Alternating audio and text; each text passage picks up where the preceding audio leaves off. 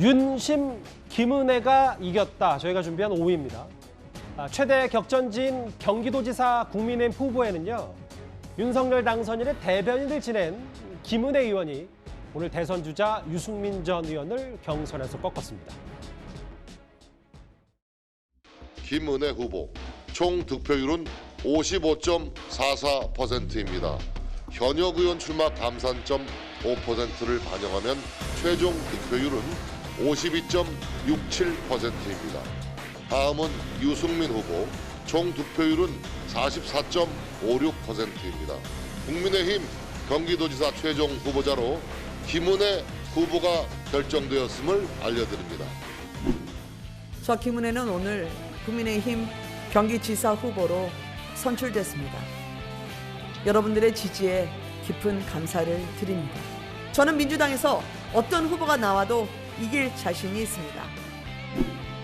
이재명 전 지사와 얼마나 친분이 두터운지, 이재명 지사의 뜻을 얼마나 계승할 것인지, 과연 민주주의 시대가 맞는지 의심될 정도로 특정 후보와의 돈독한 친근감을 과시하는 데 할애해서 도대체 경기도민을 위해서 뭘 하겠다는지 들을 수가 없었습니다.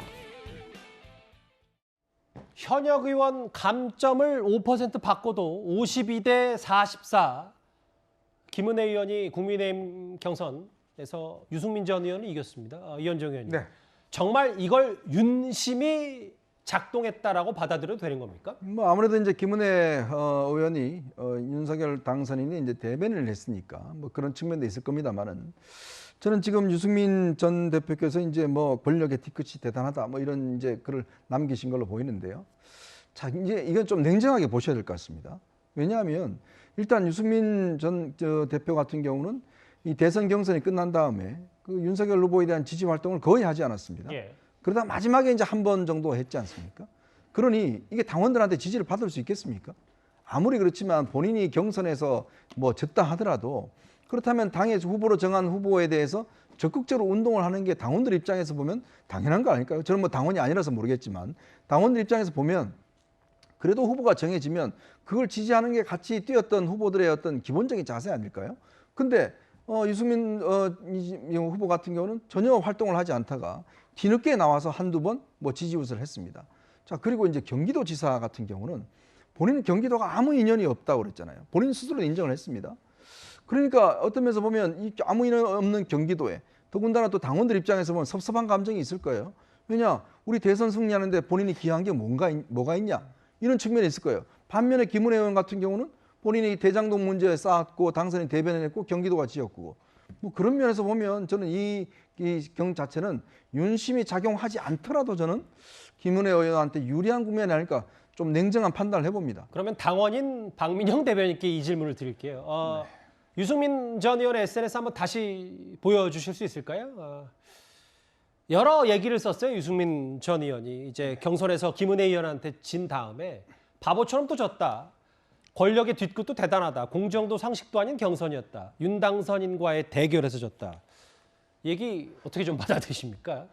네, 일단 유승민 예비 후보께서 이런 말씀을 하신 이유 자체는 제가 이해를 아예 못하는 건 아닙니다. 왜냐하면 당협 활동 자체를 지역에서 활발하게 못했다라는 그런 정황들이 있었거든요. 당협에서 방문 자체를 거부한다 이런 말들이 있었어요. 그래서 경기도 당협위에서요? 네, 이제 당심을 이끌어내는데 선거에서 어려움이 있으셨던 건 사실이었던 것 같습니다. 하지만 그런 것들을 이겨내는 것도 결국에는 후보 본인의 실력이어야 하는 것인데 유 대표님께서 말씀하셨던 것처럼 선거에서 이제 윤 당선인과 가까운 관계를 유지하고 선거를 헌신적으로 돕지 못했기 때문에 결국엔 당심을 얻지 못했다는 그런 한계를 노출했던 거라고 생각을 하거든요. 예.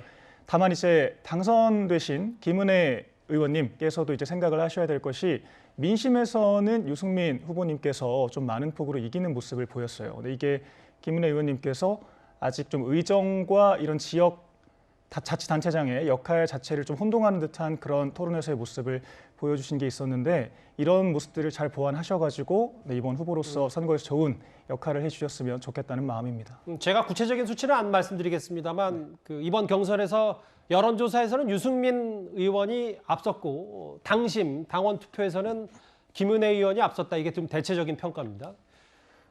대장동이 지역구잖아요. 김은혜 의원은. 지난 대선 전국에서 이재명 전 지사를 향한 여러 공격들을 했었습니다. 화면 잠시 만나보겠습니다.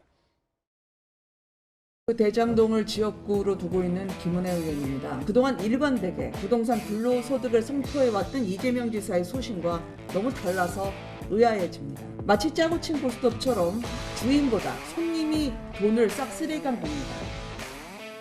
그 당시의 처장이 이 또한 경제 상황을 알 수 없기 때문에 플러스 알파를 해야 된다. 본부장에게 제출을 했습니다. 근데 나중에 공모지침서에서 빠져있는 걸 확인됐다고 합니다. 그 당시에 이걸 아셨습니까? 그런 얘기 전혀 없었습니다. 민간에게 초과 수익 환수할 수 있는 걸 차단함으로써 4,040억 그리고 1조 가까운 돈을 화천대에게 몰아주는 걸 지사님이 결국 하게 했다는 거죠. 그게 배임입니다. 작년 국감 화면 잠시 보고 왔습니다. 장 변호사님, 안민석 의원 같은 경우는 대장동 지역수는 내가 잡는다. 그러니까 김은혜 의원이 이제 국민의힘에서 대진이 확정되면서 이런 말을 했는데요. 대장동 얘기도 많이 했고 김은혜 의원이. 그러면 이번 경기도지사 선거, 지방선거는 이재명 대 반 이재명 되는 거 아닌가? 이런 분석도 나옵니다. 어떻게 판단하세요? 일단 국민의힘 경기도 이 지역 경선에서 일단 당심과 민심이 갈렸다는 부분을 인정할 수밖에 없을 것 같습니다.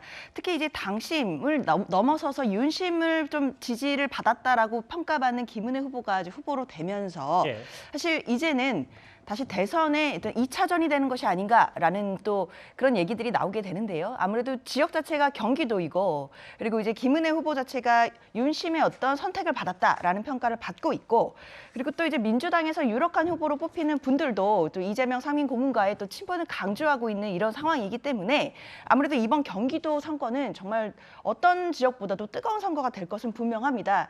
다만 민주당이 좀 유념해서 보일 지점은 유승민 후보가 그래도 이제 민심 부분에서 앞섰다는 것은 본선에 간다면 어떤 본선 경쟁력이 좀 더 있을 수 있는 후보였다는 점이죠.